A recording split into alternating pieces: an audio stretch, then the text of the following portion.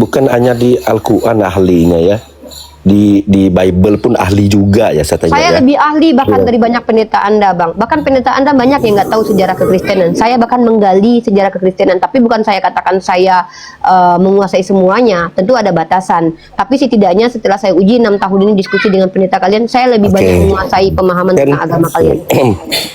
Saya di sini bukan bercerita di Bible atau di Al-Quran dulu ya. Saya bercerita ini, saya mau nanya di sejarah dulu ya. Nanti Boleh, kita larinya silakan. di baru Sejarah apa? Bible. Nabi Muhammad itu kan di Mekah ya, betul ya? Betul. Iya. Tetapi kok sekarang rambutnya itu berada di Turki, itu gimana cerita ya? Ya kan kalau rambut bisa dibawa pakai pesawat, Bang. Enggak, bukan, maksudnya alasan itu dipindahkan ke Turki itu apa alasannya? Oh, saya nggak tahu Kan, kalau alasannya dipindahkan ke Turki, saya nggak tahu. Karena nggak minta izin mereka waktu mindahin ke saya, Bang. Seharusnya begini, berpikir secara manusiawi kan. Seharusnya barang itu kan disimpannya di tanah Arab lah atau di Mekah. Seharusnya itu menurut siapa? Seharusnya menurut Abang. Kan bukan, menurut perjalanan hidup. Kalau menurut Abang seharusnya orang nggak mesti harus ngikutin Abang. Emang Abang siapa? Kalau Abang bilang seharusnya berarti itu pendapat pribadi lah. Emang Abang siapa? Orang mau mengirim itu.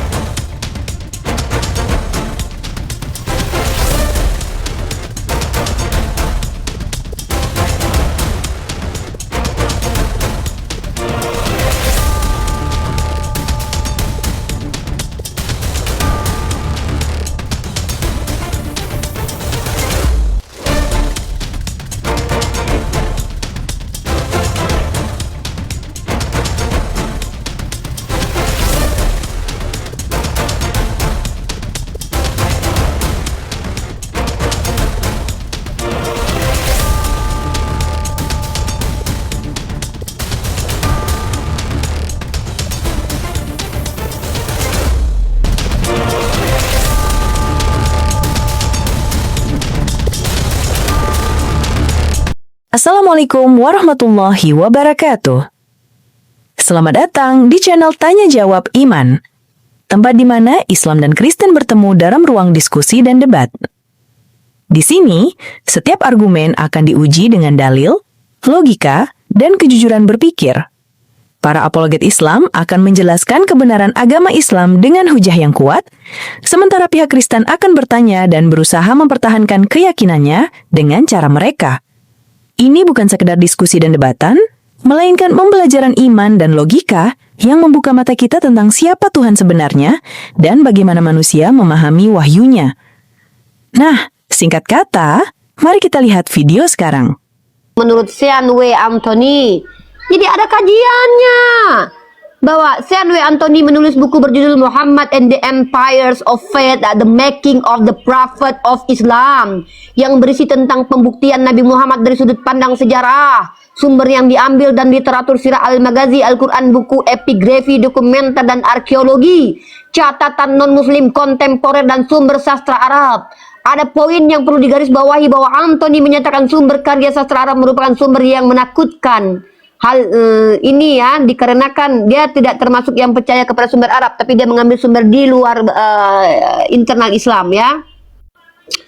Kemudian kalau kita lihat di sini, namun histori Nabi Muhammad dalam karya sastra Arab perlu dikaji karena banyak sekali karya sastra yang berisi pujian ya. Jadi dia tidak percaya. Ini orangnya objektif ya, artinya dia tidak percaya kepada banyak literatur Islam. Tetapi masalahnya adalah dia juga tidak menafikan bahwa Nabi Muhammad ini adalah salah satu tokoh yang historis. Ya, begitu. Nah, peran Nabi Muhammad SAW. Nah, sejak awal mana nih ya? Kita lihat nih. Beberapa orientalis barat berupaya mengkritisi kenabian Nabi Muhammad SAW dengan pendekatan psikologis dan historis. Gustav Well misalnya mengemukakan bahwa Nabi Muhammad mengalami epilepsi. Ya, ini tuduhan nih. Itu tuduhan dari Kristen nih. Ternyata Paulus yang epilepsi. Karena mereka malu. Paulus epilepsi, mereka tuduh Nabi kita tanpa dasar. Inilah Kristen-Kristen itu. Aib di agamanya dilemparkan ke kita. Nah, Alois Springer mengajukan dugaan bahwa beliau menderita histeria. Sementara para ahli mengatakan bahwa tuduhan ini adalah tuduhan yang tidak jelas karena beliau itu adalah orang yang dianggap sebagai orang yang ada secara historis. Ini dia ya. Mari kita lihat teman-teman ya. Kita lihat di sini. Cendekiawan Yahudi, John, ini mana nah? Kita lihat di sini nih. Ini dia teman-teman ya. Jadi polemik-polemik dari Oten itu dibantah semua oleh para ahli dan mana dia ya? Nah, ini nih. Bukti Nabi Muhammad sebagai nabi menurut Sean W. Anthony. Ini dia, ya.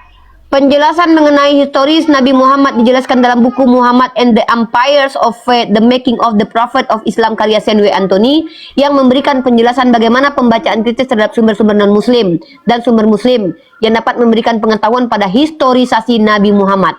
Ya, di sini Anthony ini sedang mengkritisi, bukan untuk membela Nabi Muhammad. Maka kalau dia mengatakan bahwa Nabi Muhammad itu eksis secara historis, maka itu adalah pandangan yang objektif. Ini yang tidak ada di Kristen, gitu ya. Nah, jadi Oten-Oten ini karena mereka itu punya aib di agamanya, selalu mereka fitnahkan ke agama kita. Beginilah kelakuan mereka. Nah, ada beberapa bukti yang dijelaskan oleh Anthony sebagai bukti sejarah Nabi Muhammad, misalnya dokumen dan prasasti Arab Islam, yaitu bukti material yang mengandung kata-kata yang ditulis dalam bahasa Arab yang memuat nama umat Islam dan penguasa mereka, dan juga mengandung ciri-ciri religiustik seperti doa-doa yang ditulis dalam bahasa Arab. Dokumen-dokumen dan prasasti paling awal ditemukan sampai sekarang diakui oleh sejarawan modern. Kalender Hijriah juga menjadi bukti identitas Muslim saat itu, meskipun permulaan tahun Hijriah dimulai saat pemerintahan Khalifah Umar bin Khattab. Penemuan dua prasasti Arab dan yang 643 sampai 644 Masehi dan tahun 644 sampai 640 Masehi. Prasasti pertama ditemukan di Madinah dan yang kedua ditemukan oleh Ali Gaban. Penemuan koin perak dengan tulisan Muhammad Rasulullah yang dicetak di Basapur, Provinsi Fars di Iran Selatan. Koin tersebut dibuat pada awal perang saudara antara Bani Umayyah dan Zabarid yang terjadi pada tahun 66 Hijriah atau 685. Dengar baik-baik, Nabi kami punya koinnya, Tuhan kalian enggak. Yang ada cuman koin kalian ada salibnya ya. Nah, di sini dikatakan di koin ini ya, kita tandai ini teman-teman ya. Prasasti ini adalah prasasti koinnya Nabi Muhammad. Terdapat tulisan, demi nama Tuhan Muhammad adalah utusan Allah. Meskipun koin-koin Zubairat merupakan bukti paling awal yang diketahui mengenai pengakuan keimanan umat Islam, koin-koin tersebut hanya menampilkan penegasan kenabian Nabi Muhammad SAW. Inilah bukti kalau Rasulullah SAW adalah seorang nabi yang mulia, bukan oknum yang mati ditombak di tiang salib. Sumber yang berasal dari non-muslim dan non-Arab berupa papirus. Oleh karena itu, kesaksian paling awal mengenai Nabi Muhammad yang masih ada tidak ditulis dalam bahasa Arab, melainkan ditulis dalam bahasa Yunani dan juga Syria. Salah satu kesaksian sejarah paling awal tentang Nabi Muhammad dapat ditemukan dalam risalah permintaan maaf Bizantium yang dikenal dengan doktrina Jacobi. Nah, ini Nabi kita eksis, Tuhan lu katanya eksis, tapi nggak bisa buktikan. Makanya kalian jangan bertarung tentang ilmu dengan kami. Kalian babak belur, kecuali kalian itu tahu diri gitu loh. Nah, lanjut. Risalah tersebut diperkirakan ada pada tahun 634. Ini ya, saya tanda ini nih ya, bukti kalau Nabi Muhammad itu eksis. Sumber yang berasal dari non-muslim non-Arab yang berupa papirus. Oleh karena itu kesaksian paling awal mengenai Nabi Muhammad yang masih ada tidak ditulis dalam bahasa Arab, melainkan ditulis dalam bahasa Yunani dan Syria. Salah satu kesaksian sejarah paling awal tentang Nabi Muhammad dapat ditemukan dalam risalah permintaan maaf Bizantium yang dikenal dengan doktrina Jacobi. Risalah tersebut diperkirakan ada pada tahun 634 Masehi, 2 tahun setelah wafatnya Nabi Muhammad, yang ditegaskan bahwa seorang nabi muncul di antara kaum Saracen yang mengaku memiliki kunci menuju surga. Nabi Saracen tidak disebutkan namanya dalam karya tersebut, tapi dapat dikenali dari deskripsi pesannya. Doktrina Jacobi bukan satu-satunya sumber yang menyebut Nabi Muhammad. Penyebutan Muhammad juga muncul pada halaman pembuka manuskrip Injil Matius dan Markus di Syria abad ke-6 yang saat ini disimpan di British Library London, teman-teman ya. Jadi ada saudara-saudara ya, ini jurnal. Adapun sumber yang berasal dari Muslim diantaranya adalah Sirah Maghazi. Sirah Maghazi merupakan korpus terbaru tentang Nabi Muhammad SAW dari 4 sumber yang telah disebutkan di atas. Sirah Maghazi ini dimulai pada akhir abad ke-8 Masehi hingga awal abad ke-9, kira-kira 150 sampai 250 tahun setelah wafatnya Nabi Muhammad SAW. Menurut sejarawan modern, Sirah Maghazi ini bukan berisi tentang tokoh sejarah Nabi Muhammad, melainkan untuk memahami bagaimana umat Islam di awal periode memahami peran dan pesan Nabi Muhammad SAW. Sirah Maghazi ini juga disebut sebagai sumber yang berisi cenderung mengabaikan sumber-sumber lain. Nah, Patricia Kron, nah biasa ya, oten-oten ini kalau itu pasti suka kita akan kritisi agama mereka. Ingat ya, mereka sudah sering mengkritisi agama mereka kita. Saya akan menjadi orang yang merongrong mereka dalam ilmu pengetahuan. Saya akan membuatkan jurnal ilmiahnya, kebobrokan bahwa kitabnya tidak ada secara epistemologis ya. Rifa Yahdi Putri akan menjadi akademisi yang merongrong mengganggu otak mereka yang kotor itu karena telah mengganggu agama kita. Sebagai perang argumentasi dan perang ilmu pengetahuan membongkar kebobrokan agama mereka yang konon katanya jelas secara historis tapi tidak jelas sebenarnya. Bahkan seorang Profesor Miki Tiuk mengatakan tidak ada bukti arkeologis tentang keberadaan Yesus yang eksis itu, yang konon katanya eksis. Lanjut, mari kita lihat. Nah, syair Hasan bin Sabit tentang Nabi Muhammad. Hasan bin Sabit dikenal sebagai salah satu penyair terkemuka yang menjadi pembela Nabi Muhammad SAW melalui syair-syairnya, khususnya dalam menghadapi kaum musyrik Mekah. Ia merupakan sahabat Nabi yang lahir di kota Yathrib yang kini dikenal sebagai Madinah. Pada tahun 563 Masehi, nama lengkapnya adalah Abu Al-Walid Hasan bin Sabit. Hasan berasal dari garis keturunan suku Khadraj, yaitu kelompok yang sejak lama telah berimigrasi dari Yaman ke wilayah Hijaz dan akhirnya menetap di Madinah bersama suku Aus. Karena perannya yang besar dalam menyuarakan pembelaan terhadap Nabi melalui puisi, Hasan bin Sabit dijuluki Syair Ar-Rasul, yang berarti penyair Rasulullah. Ia termasuk penyair Muqaddadram, yaitu penyair yang hidup di dua zaman, yaitu zaman jahiliyah dan zaman Islam. Para sejarawan Arab sepakat Hasan bin Sabit hidup selama 120 tahun, 60 tahun masa pra-Islam dan 60 tahun masa Islam. Ia wafat pada tahun ke-50 Hijriah pada masa kekhalifahan Muawiyah bin Abu Sufyan. Namun orientalis bernama Noldeke tidak percaya bahwa Hasan hidup selama itu. Ia menyimpulkan bahwa Hasan hidup selama 80 tahun. Hasan berpartisipasi dalam kehidupan sastra pada masanya dan ia sering berhubungan dengan para penyair di pasar Ukas seperti An-Nabirah, Al-A'sya. Kemudian syair sebagai dari karya sastra. Lanjut. Syair Hasan bin Sabit saat Nabi Muhammad wafat, ada datanya ya. Kemudian apalagi ya. Nah, jadi ada inskripsi Nabi kita, guys. Nah, jadi kalau kita membandingkan Yesus mitos menurut ahli mereka, Nabi Muhammad menurut ahli Islam dan ahli di luar Islam terbukti secara historis keberadaannya. Makanya untuk membantah argumen saya, tolong batalkan semua pendapat para ahli terkait tentang Nabi Muhammad yang ada secara inskripsi dan fakta arkeologis, dan tolong tunjukkan fakta arkeologis keberadaan Tuhan kalian sebagai tokoh bukan sebagai oknum. Kalau kalian tidak mampu menunjukkannya itu, maka benarlah apa yang saya katakan, bahwa kalian hanya menghayal saja. Menghayal saja. Gitu ya. Jadi kalian itu hanya menghayal saja. Seperti itu ya. Jadi kalau kalian di sini ingin menghayal saja, lebih baik kalian di gereja. Jangan bawa-bawa kami umat Islam ya. Saya ingin kalian tunjukkan bahwa ada tokoh Tuhan yang terdata secara arkeologis, bukan oknum manusia yang mati dihakimi oleh Romawi yang tidak jelas sumbernya dari mana dan tidak ada fakta historisnya. Tolong hargai ilmu pengetahuan dengan bicara pakai data dan ilmu pengetahuan. Bukan menggunakan asumsi liar kalian yang tak ada gunanya dan tidak ada manfaatnya untuk memperbaiki peradaban. Baiklah, itu yang bisa saya sampaikan, bahwa ternyata ada 3 poin. Pertama, memang literasi dari sebuah situs Liputan 6 dan banyak situs lainnya mengatakan wajah Yesus itu murni imajinasi. Yang kedua, sebuah situs internasional, National Library of Medicine, mengatakan bahwa Paulus menderita epilepsi, yang mana epilepsi adalah salah satu asbab orang bisa berhalusinasi. halusinasi gitu ya.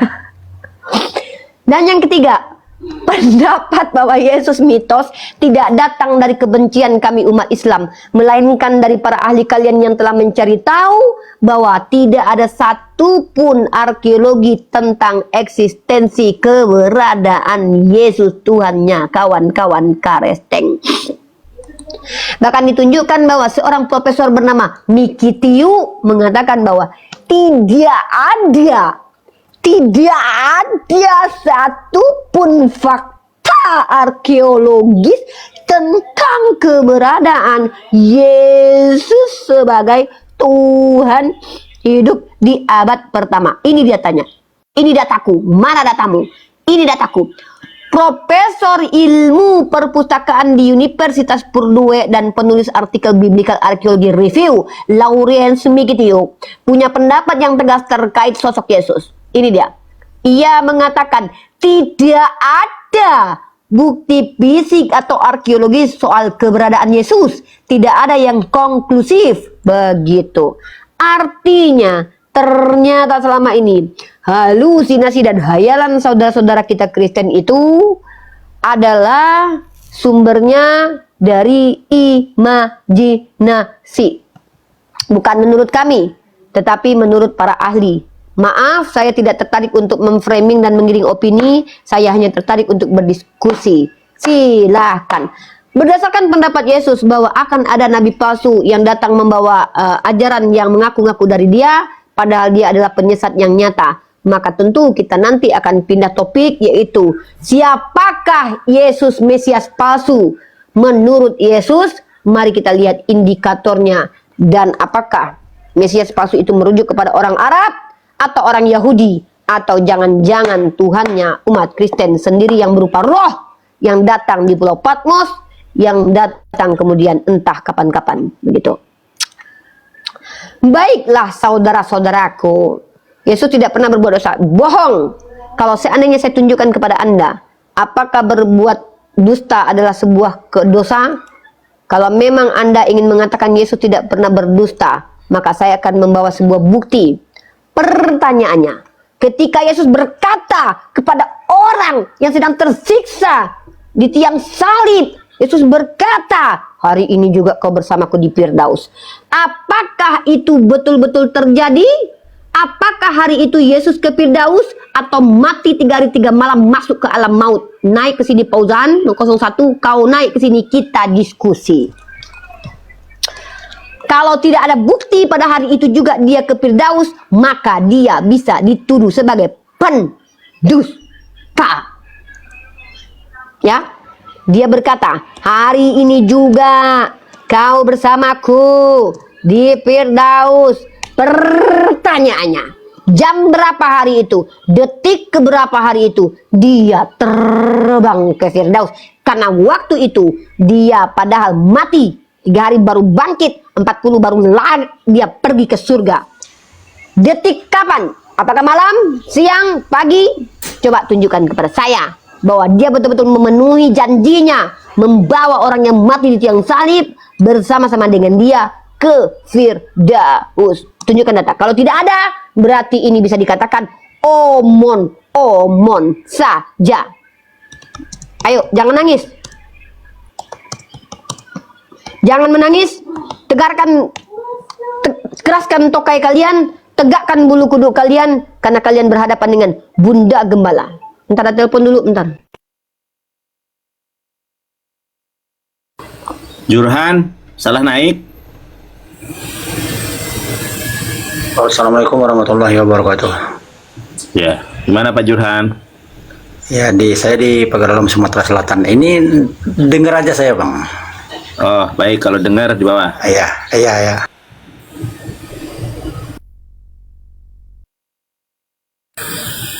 Otan bubuk, tadi malam bubuk, sekarang bubuk, gak ada yang berani. Bubuk semua.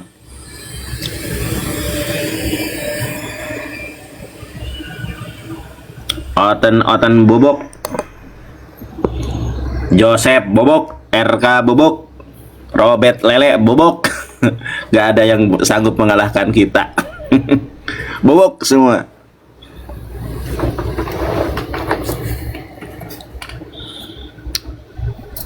Kalau menghujat nomor 1, kalau debat bobok.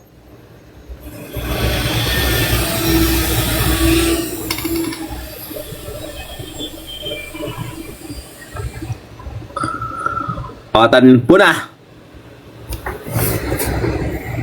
Nggak berani debat. Bobok.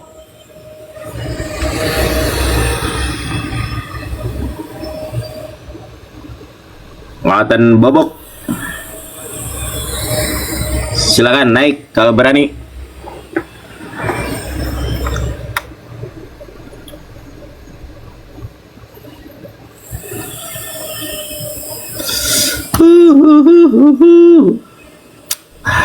Mana nih?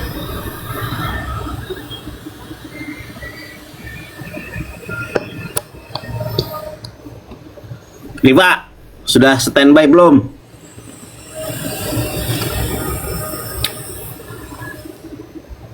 Bentar ya.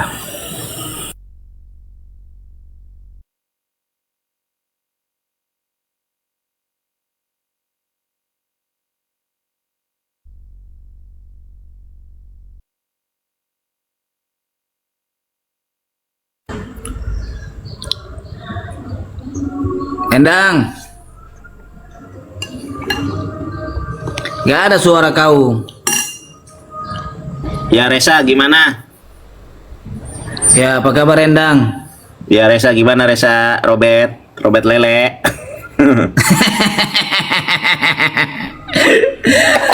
Oh, Endang. Robert. Dang, Ya Bet. aku mau tanya boleh nggak Endang? On cam. Silakan, Anda bisa on cam. nyaman dan berkualitas. Ngapain on cam? Bodat gadang. Bodat gadang, turun.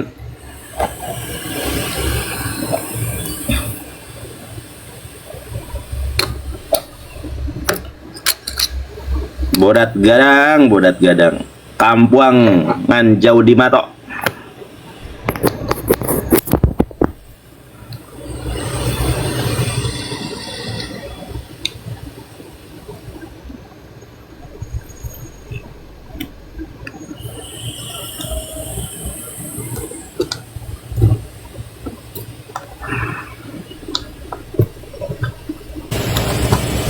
Kalau nggak on cam, bobok.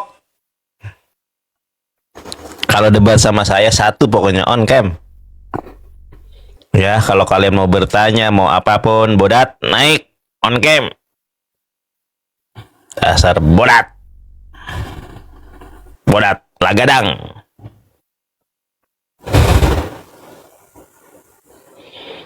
Nanya baik-baik, kita tanggapi dengan baik-baik. Satir, kita menggunakan satir. Menghujat, hujat balik.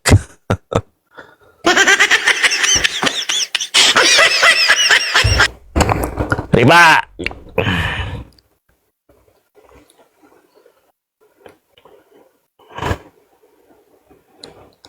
Oh, pantesan nih. Dulu yang terjadi poso ini. Oten garis keras ini. Dari ini Ambon. Kenapa? Dari nggak apa-apa. Baik teman-teman, itu adalah tema bahwa Oten apakah ajaran hayalan saja. Saya tidak membenci, tapi saya menggunakan literasi untuk mengcounter kalian yang menuduh bahwa Islam itu hayalan saja. Justru kalau kita buka data, kalianlah Kenapa yang kau menghayal. Endang narik-narik aku lah? Kalau mau nanya, silakan tanya. Ini narasumbernya. Udahlah, Risa. hayalan saja, saudara-saudara. Ini nih, ini Gak apa-apa. penghuni Ini, poso Nanda. ini. Nanda, Ini gini, Kristen gini, radikal Nandar. ini. Nandar, Kristen kalau dia poso. berteriak hayalan saja, itu kan cuman omongan yang tidak ada dasar. Kalau kita kan pakai data. Jadi biarkan mereka bicara seperti itu terus. Toh kita ini bicara pakai ilmu. Yang mengatakan Tuhannya mitos bukan kita. Tapi ketika dia hayalan saja, itu kan dia mengejek azan Ya, kita. ajarannya dia. Jadi artinya memang dia adalah orang yang Roh Kudusnya, roh hantu suci di dalam dirinya mengajarkan dia untuk tidak peduli ilmu, tapi ngomong aja sembarangan. Nah, ini kita ini seperti yang lu lihat, lu tadi malam udah bilang gini, kita tidak ada tanggung jawab membuat Oten ini pintar.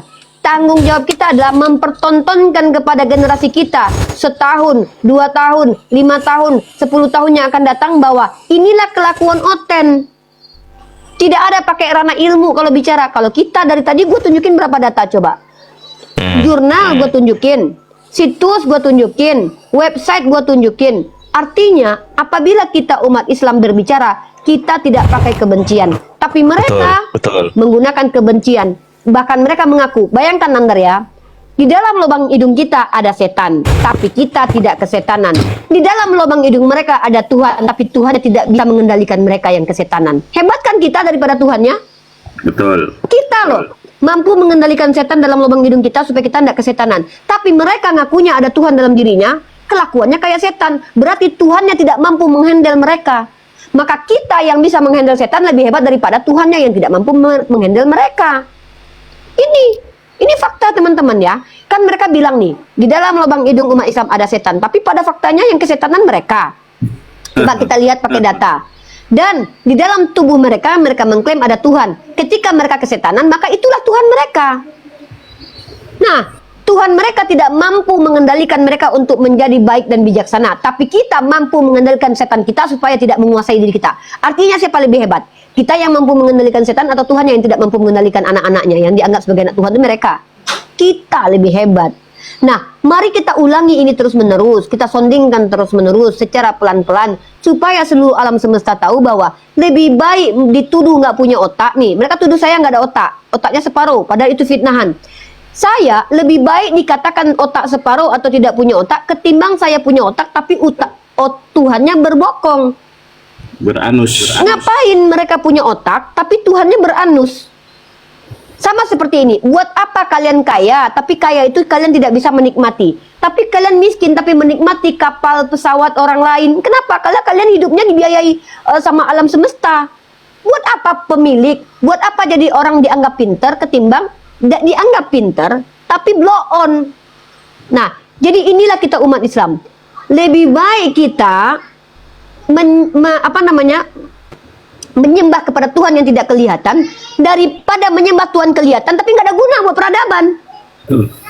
Lebih baik kita mengikuti Nabi yang sudah meninggal, ajarannya memperbaiki peradaban daripada menyembah Tuhan yang pernah mati nggak ada guna buat peradaban. Buat apa itu? Kan cuma omong-omong doang. Tuhan kami mati dan bangkit, nabimu. Lah, apa hebatnya Tuhan mati dan bangkit? Gunanya apa? Saya ngapain saya menyembah ke aduh, merah nih signal bentar. Aman. Tunggu, ini Aman, guanya Diva. ini di YouTube. Aman. Ya sabar, di YouTube gua ini. Nah, lanjut ya. Nah, begitu juga begini. Ketika mereka mengatakan, nabimu istrinya banyak loh. Saya bangga kepada nabi saya yang bisa menafkahi 9 orang perempuan ketimbang ada Tuhan yang hidupnya 33 tahun nggak menafkahi siapapun. Ngapain coba? Coba aku tanya dulu. Mana lebih hebat laki-laki yang mampu memuaskan 9 orang wanita, tapi ada laki-laki yang tidak ada gunanya sama sekali untuk keluarganya dan untuk orang lain. Mana lebih hebat? Hebat Nabi Muhammad. Ya. Jadi hinaan mereka kepada agama kita itu sebenarnya pujian. Dan pujian mereka kepada Tuhan mereka itu adalah hinaan. Contoh, mereka menghina Nabi kita yang meninggal. Namanya manusia yang meninggal, tapi mereka mengatakan, Tuhan kami dong hebat. Apa tuh? Bisa mati. Inilah cara berpikir tak bolak-balik logikanya Oten ya. Oten ini logikanya tak bolak-balik. Ada lagunya ya. Oten ini akal dan otak tak bolak-balik. Tuhan mati dikatakan Tuhan yang benar. Begitu saudaraku. Jadi kita umat Islam tidak perlu terlalu sakit hati dengan fitnah mereka. Karena dulu di zaman kegelapan, kalian tahu, waktu terjadi inkuisisi sekitar 500 tahun, mereka gemar menuduh tanpa meminta bukti, lalu kemudian dihabisi nyawa orang-orang yang dituduh. Inilah kelakuan mereka. Tapi kita berharap oten-oten yang ada di Indonesia ini, ya tidak sama seperti pendahulu-pendahulu mereka ya. Karena mereka minoritas. Tapi saya tidak jamin ketika mereka mayoritas, mereka tidak mengulangi sejarah kelam peradaban, 500 tahun inkuisisi, berpuluh tahun perang salib, ratusan tahun perburuan penyihir, dan asimilasi paksa, ganas, ya, semoga saudara kita yang di Kristen di Indonesia ini tahu diri, ya, bahwa kalau umat Islam itu diperangi, maka kami akan memerangi balik. Ya, semoga orang Kristen di Indonesia ini tidak merusak NKRI dengan cara mengganggu agama kita, karena kalau kita diganggu agamanya, kita akan telanjangi agama mereka kembali. Seperti itu, ya. Karena kami umat Islam itu diizinkan berperang kalau kami diperangi. Jangan kau pikir kami diajarkan tampar pipi kiri kasih kanan, ya. Agama perang itu agamamu. Agama yang datang dengan perang dan penjajahan adalah Kristen. Agama kami bukan agama perang. Agama kami adalah agama yang memerangi orang yang memerangi kami. Selebeo. Daripada kau agamanya kami tidak boleh berperang. Agama kau yang datang dengan perang. Agama kau yang datang dengan penjajahan. Tuhan kau yang ikut berperang. Tuhan kami tidak ikut berperang melawan manusia. Tuhan kau ikut berperang melawan manusia. Bayangkan itu Tuhanmu, ya. Bahkan kutunjukkan Tuhanmu yang berperang itu ada dalilnya. Nih kutunjukkan. Berarti kau bilang agama kau yang agama perang. Ayat perang dalam agama kau lebih banyak. Nih, kau tengok ini ya. Nah ini nih. Nih ayatnya nih. Kutunjukkan sama kalian. Kemudian Tuhan akan maju berperang. Tukang perang Tuhan kalian nih. Ya. Nih. Tuhan akan berperang. Kerjaan Tuhan kalian nih. Berbantah. Tuhan melawan orang yang berbantah dengan aku. Berperanglah. Ini Tuhan kalian suruh nih. Berperanglah. Ini nih. Ini Tuhan kalian berperang. Dan Tuhan kalian melatih orang lain berperang nih. Hanyalah supaya keturunan-keturunan orang Israel yang tidak mengenal perang, yang sudah dilatih berperang oleh Tuhan. Tuhan kalian ngelatih orang buat berperang. Terus kalian bilang ajaran kalian ajaran kasih. Nabi kami diajarkan berperang untuk memerangi orang yang memerangi kami. Tuhan kalian memerangi orang-orang yang tidak ada dasarnya. Suku Amalek. Kenapa suku Amalek diperangi? Karena dia bukan Israel. Itu karena dia beda suku. Rasis. Coba kalian tunjukkan kepadaku kalau memang Tuhan kalian adil. Tunjukkan kepadaku ada data yang mengatakan bahwa Tuhan kalian telah memberikan peringatan kepada suku Amalek untuk tidak menyembah kepada Allah lain. Tidak ada peringatan kepada suku Amalek, tapi suku Amalek dihabisi turun-temurun oleh Tuhan kalian, sementara tidak diutus kepadanya Rasul. Kejam nggak ini? Makanya aku bilang, berhadapan dengan Bunda Gembala ini, kalian pegangan yang kuat. Kalau perlu kalian minum obat cacing, biar kalian itu tidak tantrum di sini, ya. Silakan, Marv, Ahmad jangan ngemis-ngemis di sini ya. Transfer 5.000, transfer 5.000. Tidak ada umat Islam itu diizinkan minta-minta seperti itu. Barang siapa yang meminta-minta sementara badannya masih sehat, maka nanti Allah bangkitkan dia dengan wajah yang tidak berdaging. Punya kaki, punya tangan, bekerja. Itulah Islam. Nabi Muhammad saja yang adalah hamba kekasih Allah. Dia datang ke dunia bukan minta sedekah, tapi bekerja. Satu-satunya manusia yang katanya hebat minta sedekah itu Yesus menurut Matthew Henry. Hidup miskin dan hidup dari sedekah. Jangan contoh Tuhannya umat Kristen. Matthew Henry mengatakan dalam tafsiran Filipi pasal 2 nomor 6. Yesus hidup dari sedekah. Kalian kalau Islam, jangan kalian ikuti itu. Kalian boleh makan hadiah, boleh. Tapi kalau kalian minta-minta, kalian ngikutin Tuhannya umat Kristen. Kalau kaki kalian sehat, tangan kalian sehat, masih berguna badan kalian untuk memperbaiki peradaban, kalian diharamkan meminta-minta. Karena meminta-minta itu ada perbuatan yang tidak diizinkan sebenarnya. Makanya Nabi kita itu diharamkan makan sedekah dan zakat. Tapi kalau kalian diberi hadiah, terimalah hadiah itu. Begitu ya. Pakai mobil carry, turunkan yang berdasar apa itu Tuhanmu. Tuhanmu, kalau kau tuduh gamis itu daster, maka Tuhan kau berdaster. Nih, Yesus pakai gamis. Kalau kau hina gamis, kau bilang gamis itu daster, maka Tuhan kau berdaster nih. Yesus pakai gamis nih ya, kau tengok nih. Kalau kau mengatakan bahwa gamis itu adalah daster, maka aku tunjukkan bahwa ada Tuhan yang pakai daster yang diturunkan dari tiang salib. Nih, jangan kau menghina Tuhan kau, Dek, ya. Jangan kau menghina Tuhan kau. Kau katakan kalau orang pakai gamis itu namanya daster, berarti Tuhan kau pakai daster. Ya, daster putih. Jangan kau hujat Yesus, Dek. Niat kau menghujat Nabi Muhammad itu hanya kembali kepada Tuhan Bapakmu, Tuhan Anak, dan Tuhan Roh Kudus. Dia nih pakai daster nih. Kalau kau bilang gamis ini adalah daster, maka Tuhan kau pakai daster. Begitu. Pakai daster Tuhanmu. Kan ngeri kan, Dek? Ngeri kan, Dek? Jadi jangan menghujat Nabi Muhammad. Karena ketika kau menghujat Nabi Muhammad, Yesus akan pasang badan menjadi korban. Kenapa? Semua tuduhanmu terhadap Nabi Muhammad itu ada pada diri Yesus. Raja seks. Yesus. Kenapa? Karena dialah satu-satunya orang yang bergelar raja di atas segala raja. Apalagi yang mau kalian tuduhkan kepada nabiku, semua akan kembali kepada Yesus Tuhan kalian. Mau kondo, faktanya salah satu orang yang tidak pernah bekerja di dunia adalah Tuhan kalian, bukan nabiku. Makanya aku bilang, kami tidak perlu menghujat agama kalian. Kami cukup tunjukkan fakta dan data bahwa apa yang kalian tuduhkan kepada agama kami itu hanya akan kembali kepada kalian. Kenapa? Karena inilah bentuk penjagaan Allah terhadap kemuliaan para nabinya. Ya, seperti itu saudaraku, Kristen-Kristen ya. Makanya saya bilang, kalau kalian awam, lebih baik kalian bertanya saja. Ya, kalian bertanya saja. Dan saya akan menjawab apa yang menjadi hak saya untuk menjawab. Tapi kalau kalian di sini ingin berpolemik, pastikan kalian paham kitab kalian. Kalau nanti tidak, ku telanjangi nanti di sini ya, gitu. Muskakmat nanti kalian ya. Silakan Kristen-Kristen yang memang tidak ada ilmu boleh untuk dapat ilmu gratis, tidak bayar di sini. Kalau di gereja kalian bayar per puluhan, kalau dengan saya kalian gratis. Kenapa? Saya orang yang tidak menjadikan agama sebagai sumber mata pencarian ya. Silakan, beda dengan pendeta kalian yang memang dapat per puluhan. Monggo. Baik, ada tema apa lagi yang mau kalian bahas? Saya akan membacakan tema yang kalian angkat ya.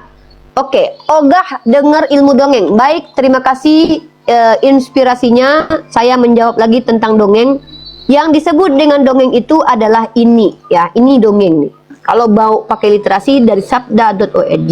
Ya, ini nih. Ya. Ini ya. Nih kucing ini nih. Ya, nih. Dongeng menurut Alkitab Sabda, dongeng adalah nih dongeng ya. Cerita Yotam tentang pohon raja dalam kitab Hakim pasal 9 nomor 7 dan cerita Yoas tentang rumput duri dan pohon ara dapat disebut dongeng. Ini kitab kalian isinya dongeng. Nah, itu satu ya. Yang kedua, Paulus itu mengajarkan dongeng. Itu bukan kata saya tapi kata penafsir kitab ND. Ya, nih kita lihat ini. Yang mengatakannya bukan saya. Nih, di sini dikatakan bahwa Paulus menggunakan dongeng itu sebagai mengandung perlambangan mengenai Kristus. Nih ya, Paulus menggunakan dongeng. Nah, inilah yang dongeng itu. Hayalan, oke, agama hayalan. Ini hayalan nih. Mari kita lihat ya. Selama ini menurut liputan 6, selama ini ilmuwan meyakini bahwa sampai saat ini penampakan gambar Yesus adalah murni dari imajinasi seniman. Nih, ya. Silakan tag Mabes Polri, Polda, silakan tag. Saya tunggu itu ya. Kenapa? Saya justru ingin didampingi oleh para polisi, biar polisi-polisi juga tahu bahwa kami di sini sedang menampar bolak-balik oten-oten penghujat seperti kalian, ya. Silakan tag Mabes Polri, Polda ya. Saya tunggu itu ya. Jadi apa yang kalian fitnahkan ke agama kami semua kembali kepada kalian. Kalian bilang agama kami hayalan. Ternyata yang mengimajinasi adalah wajah Tuhan kalian. Kalian bilang agama kami hayalan. Ternyata yang mengajarkan dongeng adalah Paulus dan ada dongeng dalam kitab Perjanjian Lama. Apalagi kalian bilang tadi, ya. Nah, kalian itu hanya teriak-teriak saja. Tapi kalian tidak mampu membuktikan bahwa Islam adalah ajaran hayalan. Kenapa? Karena kalian penuh kebencian. Untung kalian itu minoritas. Tempat kalian mayoritas, saya tidak tahu apa yang akan terjadi kepada saudara-saudara saya yang ada di Indonesia. Bisa jadi mungkin kami dihabisi satu persatu. Kalian minoritas saja sudah pernah terjadi perang agama. Poso dulu sudah pernah terjadi. Padahal kalian minoritas loh. Bahkan sampai detik ini yang menjadi kriminal bersenjata itu rata-rata agamanya Kristen, ya, begitu. Saya tidak mengatakan bahwa Kristen itu biadab, tapi pada faktanya memang yang mau mengganggu itu adalah orang Kristen ya di Papua dan juga yang menjajah negara kita yaitu orang Kristen. Saya tidak katakan kalian Kristen itu biadab, saya tidak katakan. Tapi kalian yang minoritas ini banyak yang tidak tahu diri, begitu ya. Kalian yang menghujat Nabi Muhammad, ketika kami balikkan, kami tampar bolak-balik agama kalian, kalian mencret flying victim seperti itu, ya. Silakan yang mau bertanya, yang sakit hati di bawah tap-tap layar aja ya. Saya akan tunggu kalian yang mau bertanya saja. Itu pun kalau kalian mampu bertanya saja. Kalau kalian tidak mampu bertanya saja, tidak perlu kalian paksakan diri kalian ke sini. Ya, halo teknik, agamanya apa? Selamat pagi Ripa. Ya, pagi. Kristen? Kristen. Kristen Protestan atau Katolik?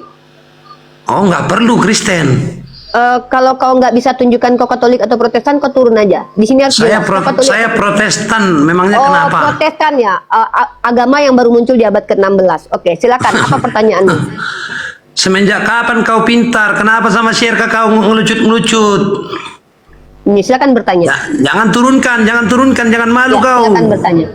Nggak malu, ngapain malu Enggak, dikatain kenapa dua-dua kau kalau semua? sama Syirka kau bingung-bingung jadi kambing?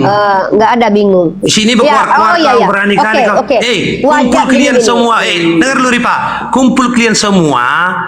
Baik sinandarmu, baik si uncupmu, baik kau, baik si parukmu, kumpul kalian semua sama si Trus. Ya, terus? Gabung dulu sama si Trus, berani enggak? 3 Tuhan kau aja nggak mampu membela kemudian Tuhan kau menghadapi kami.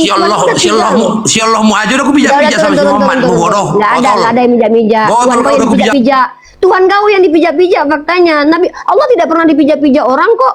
Allah tak mampu tersentuh oleh manusia. Yang pernah dipijak-pijak seumur-umur Tuhan yang pernah diseret dipijak-pijak itu Tuhanmu, Dek. Ada yang nggak tahu malu ya? Tidak pernah ada yang menceritakan Allah pernah dipijak. Satu-satunya Tuhan yang kepalanya dipijak dan diludahi Tuhanmu. Jangan kok, Nabi Muhammad aja nggak pernah dipijak-pijak loh. Nabiku lebih mulia daripada Tuhanmu. Bahkan Tuhanmu aja matinya diseret, ditombak Hansip Romawi, ditampar Hansip Romawi. Udahlah Dek, kau bilang apa? Kumpul kalian semua, ngapain? Aku sendiri aja tidak mampu, Tuhanmu yang 3 itu masuk ke dalam badan RK, badan Edis melawan aku nggak mampu. Kenapa aku harus mengumpulkan teman-temanku? Aku manusia sendiri aja melawan Tuhan kau yang 3 aja nggak mampu. Tuhanmu menunjukkan data fakta bahwa Tuhan kau itu benar. Ngapain aku harus mengajak teman-temanku yang lain? Aku sendiri aja. Aku sendiri aja menghadapi Tuhan kau yang 3 aja nggak mampu mengalahkanku. Serius loh. Buktinya kemarin seluruh orang Kristen yang punya Roh Kudus di dalam Komal ini telanjang bulat. Gara-gara aku telanjangi agamanya. Kenapa? Ya karena memang kalian itu yang menelanjangi agama kalian sendiri. Kalian bilang dalam diriku ada Roh Kudus. Tahu-tahu Roh Kudusnya ditanya mencela-mencele. Roh Kudusnya nggak tahu Bible. Masa Roh Kudus kalian nggak tahu, nggak bisa ngajarin kalian kayak gitu? Saya nggak perlu ada Roh Tuhan dalam diri saya. Saya dengan roh saya sendiri aja mampu menelanjangi fitnahan kalian terhadap agama kami. Contoh ajaran hayalan kutunjukkan faktanya, ya. Gitu. Jadi kau di sini, aku lebih berkuasa daripada Tuhanmu di sini. Buktinya aku bisa turunkan kau. Nggak bisa kau naik walaupun kau mengemis sama Tuhan kau yang 3 itu. Nggak bisa kau naik kalau aku nggak izinkan. Maka aku lebih berkuasa daripada Tuhanmu di sini. Oke?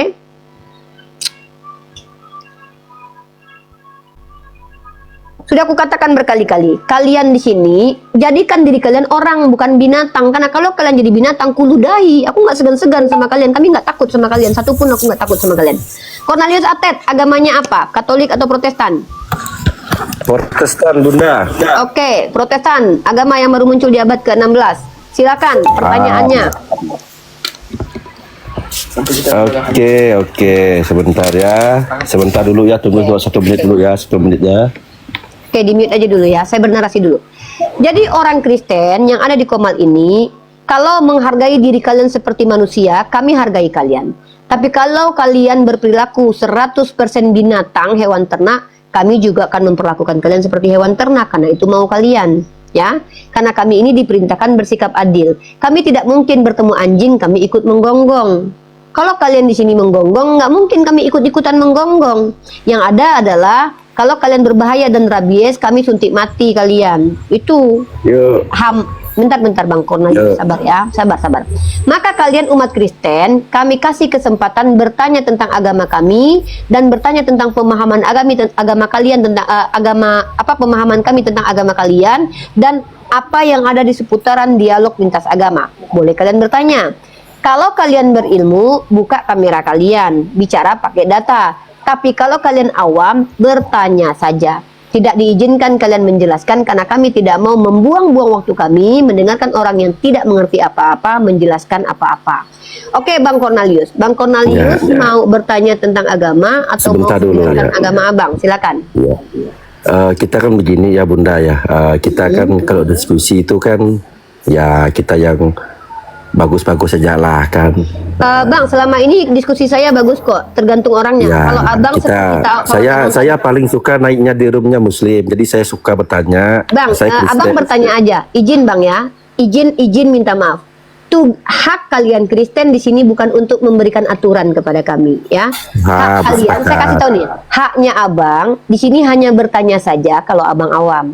Kalau abang mau buka kamera, kita diskusi dua arah. Tapi abang tidak diberikan hak untuk mengatur Komal ini dan mengatur saya. Kalau abang tidak suka dengan Komal ini, silakan tinggalkan. Kalau ingin diskusi, silakan naik, ambil haknya. Silakan bertanya saja. Saya kalau orang biasa seperti abang baik, saya lebih baik daripada abang. Tapi kalau abang seperti binatang ternak, seperti kawan abang tadi, saya tidak segan-segan untuk meludahi secara rohani. Apa maksudnya itu? Kita tidak akan menghargai binatang di Komal ini. Yang kita hargai di sini manusia. Nah, silakan tunjukkan bahwa Anda betul-betul orang yang terpengaruh oleh agama Anda, yang kemudian memperbaiki cara Anda di sini menjadi manusia betul, normal. Silakan tunjukkan kesonamu sebagai Kristen. Tapi nanti ketika kau mengganggu jalur diskusi kami tidak segan-segan untuk mengcounter balik, karena kami umat Islam tidak pernah diajarkan apabila ditampar pipi kiri, kasih yang kanan. Silakan bertanya. Pertanyaan pertama, tidak ada cerita di sini memberikan intervensi ataupun mengkritisi teknik diskusi. Ya itu sepakat lah, karena itu roomnya si Bunda kan. Ya, silakan bertanya aja. Pertanyaan pertama. Tadi kan dibilangnya ya Kristen itu timbulnya di abad ke-16 ya, betul ya? Protestan. Ya, Protestan maksudnya ya. Kalau Kristen secara keseluruhan itu di tangan Paulus di Antioquia. Pada saat itulah pertama sekali pengikut Paulus disebut sebagai Kristen. Tapi kalau Protestan itu muncul di abad ke-16, tepatnya di Jerman, karena adanya Martin Luther, Zwingli, dan John Calvin yang membawa antitesis untuk ajaran-ajaran Katolik. Seperti itu, Bang. Silakan ditanggapi. Oke. Gini ya, di abad ke-16 ya, abad ke-16. Jadi kan Bunda ini kan, jadi Bunda saya ini kan kalau saya tengok, berarti bukan hanya di Al-Quran ahlinya ya, di Bible pun ahli juga ya saya tanya. Saya lebih ahli bahkan dari banyak pendeta Anda, Bang. Bahkan pendeta Anda banyak yang nggak tahu sejarah kekristenan. Saya bahkan menggali sejarah kekristenan, tapi bukan saya katakan saya menguasai semuanya. Tentu ada batasan. Tapi setidaknya setelah saya uji 6 tahun ini diskusi dengan pendeta kalian, saya lebih banyak menguasai pemahaman tentang agama kalian. Saya di sini bukan bercerita di Bible atau di Al-Quran dulu ya. Saya bercerita ini, saya mau nanya di sejarah dulu ya. Nanti boleh, kita larinya dulu baru Bible. Oke. Kita tahu ya kalau perjalanan Nabi Muhammad itu kan di Mekah ya. Betul ya? Betul. Iya. Tetapi kok sekarang rambutnya itu berada di Turki, itu gimana cerita ya? Ya kan kalau rambut bisa dibawa pakai pesawat, Bang. Enggak, bukan, maksudnya alasan itu dipindahkan ke Turki itu apa alasannya? Oh, saya nggak tahu kalau alasannya dipindahkan ke Turki, saya nggak tahu. Karena nggak minta izin mereka waktu mindahin ke saya, Bang. Seharusnya begini, kalau kita... Bentar bang, abang kan bertanya ke saya nih. Ya menjawab saya atau abang? Kalau abang bertanya ke saya, maka yang menjawab saya. Abang bilang gini, kenapa mereka itu memindahkan ke Turki? Saya jawab, Bang, mereka tidak minta izin sama saya. Coba mereka minta izin sama saya, pasti saya tanya, kenapa kalian pindahkan rambut Nabi Muhammad ke Turki? Pasti saya tahu jawabannya. Masalahnya adalah mereka nggak nelpon saya waktu mindahin ke Turki. Jadi saya nggak tahu kenapa dipindahin, Bang. Justru itu tadi kan saya mau tanya gini. Makanya kita nih kan, saya kan belum selesai ya, Bunda ya. Begini, kita nih kan kalau saya orangnya beda dengan Kristen lain ya. Saya orangnya langsung aja, Bang. Langsung aja, Bang. Ya. Bertanya aja, Bang. Jangan buang waktu saya, Bang. Bertanya aja langsung. Pertanyaan selanjutnya. Ya begini, kan kalau kita berpikir secara manusiawi kan, seharusnya barang itu kan disimpannya di tanah Arab lah atau di Mekah. Seharusnya itu menurut siapa? Seharusnya menurut abang? Kan bukan, menurut perjalanan hidup. Kalau menurut abang seharusnya orang nggak mesti harus ngikutin abang. Emang abang siapa? Kalau abang bilang seharusnya, berarti itu pendapat pribadi lah. Emang abang siapa? Orang mau mengirim itu ke Sumatera Barat, itu juga nggak perlu izin abang kan? Misal nih, ada sorban Nabi Muhammad di Arab. Tiba-tiba saya sebagai orang kaya di Sumatera Barat ingin diletakkan di museum tempat saya. Kalau diizinkan orang Arab, tidak ada yang bermasalah. Kenapa abang yang bermasalah? Lagi pula itu apa kaitannya dengan sejarah Nabi Muhammad? Tidak mengganggu sejarah Nabi Muhammad. Bukan. Nggak ada kaitannya, Bang. Lagi pula gini loh, Bang. Abang ini mempertanyakan rambut Nabi Muhammad kepada saya yang pindah ke Turki. Saya sudah jawab. Saya nggak dikasih tahu, Bang, hari apa dipindahkan, kapan dipindahkan. Saya juga tidak mau orang yang gampang percaya apakah betul itu rambut Nabi atau tidak. Nah, pertanyaan saya, Abang tahu dari mana kalau itu betul-betul rambut Nabi Muhammad? Ada lihat dokumen aslinya? Kalau saya orangnya nggak nengok di gampang berita percaya. sih, nengok di berita sih. Oh, Nengok coba di- tunjukin beritanya, Bang. Beritanya di mana? Apa yang mengeluarkan berita itu, Bang? Udah lupa juga. Inilah dah lama bedanya kita, sudah. Bang. Kalau bedanya kita itu, kalau saya bilang di berita, saya tahu berita apa yang saya tonton. Bedanya Abang dengan saya adalah katanya di berita, tapi nggak tahu beritanya apa. Makanya berbahaya orang seperti Abang ini, gampang percaya. Suatu saat kalau seandainya ada laki-laki gondrong, lalu tangannya bolong, ngaku-ngaku Tuhan, Abang akan peluk dia sebagai Tuhan. Kenapa? Abang nggak perlu cross check dulu. Saya beda dengan Abang. Kalau ada yang Begini, mengatakan, bentar Bang, ini beda kita, cara berpikir kita beda. Kalau ada orang atau Raja Salman bertemu dengan saya, dia bilang, Rifa, ini rambut Nabi. Yang saya tuntut itu bukan, aduh rambut Nabiku cium nggak Bang? Kutanya dulu, apa buktinya kalau ini rambut Nabiku? Itu aku. Nah kalau Abang kan enggak, ini salib Yesus, udah pindah ke Sumatera Utara. Abang cium-cium lah itu, karena Abang nggak kritisi dulu. Apa buktinya kalau itu salib Yesus? Nggak peduli ya Bang. Kalau saya beda Bang. Kalau ada orang yang mengaku-ngaku, jangankan rambut Nabi, dia mengaku keturunan Nabi, saya tanya sama dia, apa buktinya kalau kamu keturunan Nabi? Kalau ada yang mengaku ini sendalnya Nabi, saya tanya, apa buktinya kalau ini sendal Nabi? Kalau mereka tidak mampu menunjukkan bukti kepada saya secara ilmiah, saya tolak informasi itu. Saya tidak hinakan, saya juga tidak terima. Ini bedanya saya dengan Abang. Makanya Bang, kalau Abang bicara fakta sejarah, Abang jawab dulu sama saya nih. Abang mengerti nggak arti sejarah itu apa? Bukan, begini susah Bunda. Makanya kita ini kan. Bang, di sini nih ilmu Bang. Kalau cuman omon-omon di sini, mohon maaf, saya nggak ada waktu untuk. Ya udahlah, saya turun aja lah kalau gitu. Silakan Macam mana turun Kak? aja ya. Ya, Maaf ya apa? Bang ya, saya nggak mau lama-lama membawa Susah, waktu untuk bicara ya, dengan memang Bunda susah nih. bicara Beda dengan dengan- orang dengan- yang dengan- saya memang beda. Saya nggak sama dengan Kristen. Jangan kau samakan saya dengan Kristen, beda lah. Dengan saya ini kritis. Kalau Kristen dikibuli mau. Oh Agatha, ada salib Yesus di Sumatera Utara. Tuhan Yesus. Nggak perlu di cross check. Sama saya ini, kalian kalau bicara, yang akan kalian dapatkan adalah kekritisanku dan ilmu dariku. Jangan kalian berharap aku akan menerima gibahan kalian. Lagian rambut Nabi pindah ke Turki, kok kau yang sibuk? Mending kau tanya, oh Bunda, betul nggak itu? Ada nggak bukti-bukti otentik tentang arkeologis Tuhanku? Nggak ada, dapat ilmu. Rambut Nabi kok kau tanya, ada aja. Saya tidak mau membuang waktu saya yang berharga untuk menghadapi kalian yang tidak mencintai ilmu sama sekali. Apa kaitannya ilmu pengetahuan dengan rambut yang diduga rambut Nabiku? Nggak ada kan? Nggak ada. Tapi kalau kalian tanya bagaimana cara memahami ayat ini, bagaimana cara memahami hadis ini, baru ada gunanya buat peradaban. Ada-ada saja kalian Kristen-Kristen ini ya. Pantas kalian Kristen karena kalian tidak mementingkan ilmu pengetahuan. Sudah dikasih kesempatan bertanya kepada saya Bunda Gembala, tidak mengambil kesempatan ini. Silakan si Hombing, agamanya apa? Katolik atau Protestan? Protestan. Oh, agama yang muncul di abad ke-16 ya. Oke, pertanyaan pertama. Silakan bertanya saja. Kalau berilmu, andai kamu itu pernah belajar filsafat, biologi, psikologi, atau ilmu apapun, kamu boleh menjelaskan dengan ilmumu dan buka kamera. Atau kamu pernah mengkaji secara autodidak tentang ketuhanan, boleh kamu jelaskan ke saya, tapi buka kamera. Atau kamu pernah membaca satu literasi, boleh kamu jelaskan, kamu buka kamera. Tapi kalau kamu tidak mengerti apa-apa tentang teologi, kristologi, dan islamologi, bertanya saja kepada saya. Pertanyaan pertama, silakan.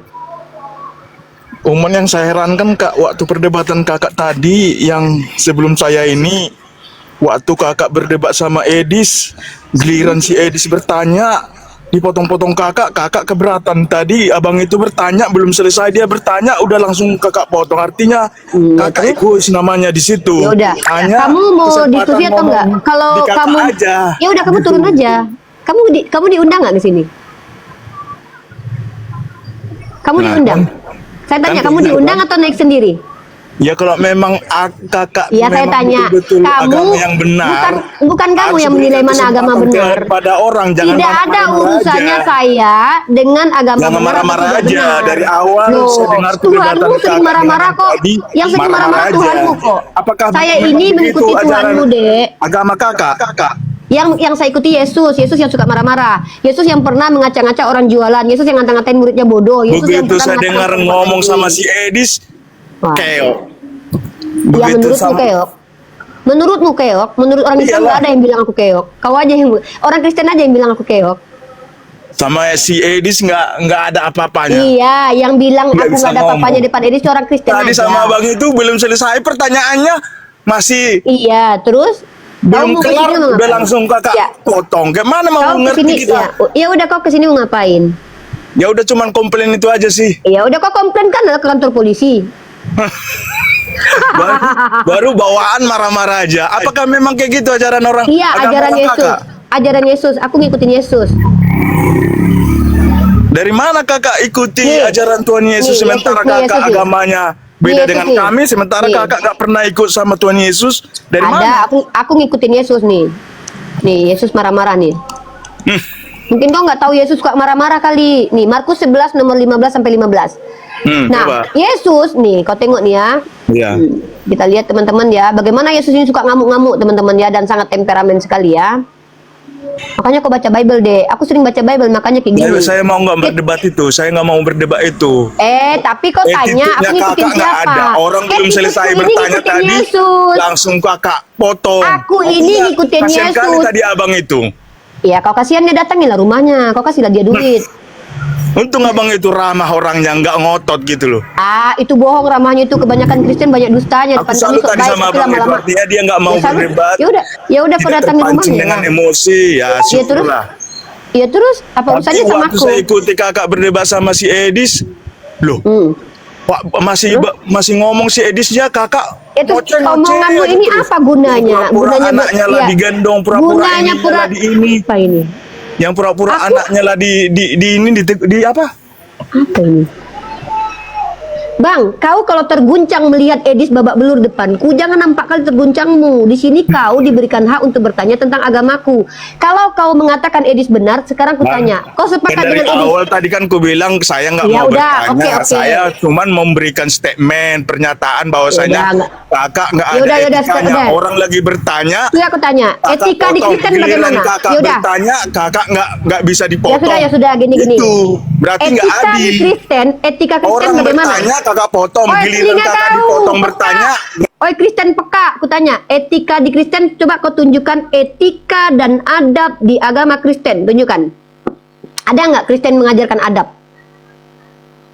Kristen punya adab, coba tunjukkan dalil yang mengatakan kalau kita bicara jangan potong-potong. Ada nggak di Kristen diajarkan begitu? Kalian itu nggak punya adab. Ketika kalian kurang ajar di depan kami, kalian pengen kami menerima kalian. Ketika kami telanjangi agama kalian, kalian merasa playing victim kayak gini nih. Kakak jahat sekali, tersakitilah hatiku. Edi sudah ditelanjangi bulat-bulat sama kakak. Ketahuan kan kalau Tuhan kami raja seks? Nangis. Ketika otak kalian di sini terganggu di sini menghujat agama kami, kalian pengen kami menerima, kalian pengen kami ditampar pipi kiri kasih kanan. Ajaran tampar pipi kiri kasih kanan itu ajaran kau. Kami tidak diizinkan beramah tamah kepada penghujat agama kami. Kuludahi kau. Ya. Kuludahi kalian. Kalian di sini kalau goblok, aku maklumi. Kalau tidak berilmu, aku maklumi. Tapi kalau kalian tidak bawa pneuma hagios kalian, itu nggak bisa aku maklum. Karena kalian ngeklaim punya Tuhan dalam diri kalian. Ya. Jadi kau jangan bicara adab dengan umat Islam. Karena kau tidak ada diajarkan adab di agamamu.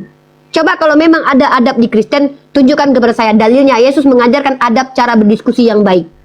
Kalau Nabi Muhammad ada. Quran surah An-Nahl ayat 125 dan 126.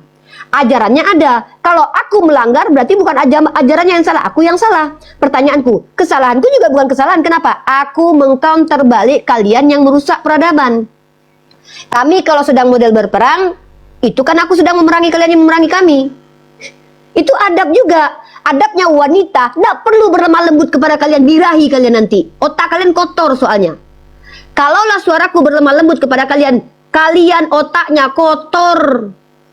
Aku tidak diberi kewajiban untuk beramat tamah dengan kalian Kristen-Kristen yang naik ke Komal ini.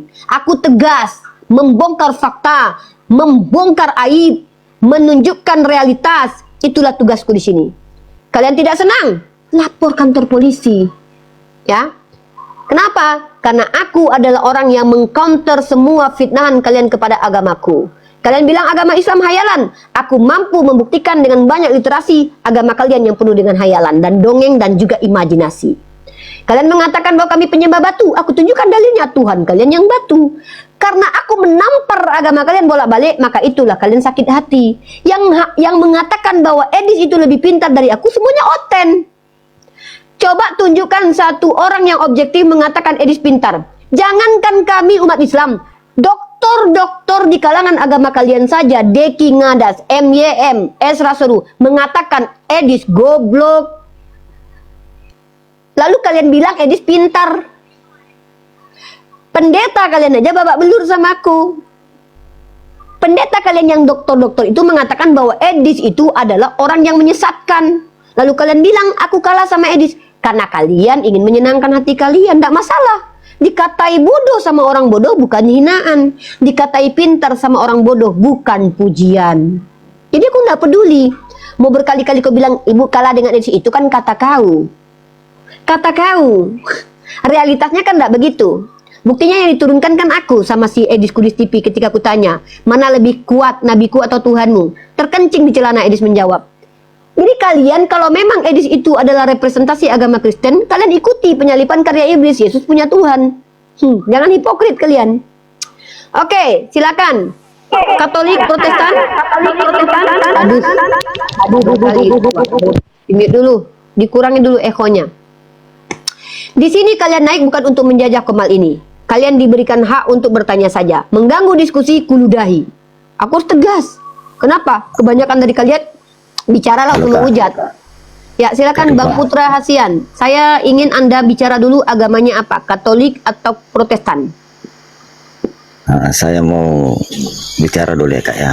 Enggak boleh. Sekarang saya yang... dulu yang bertanya.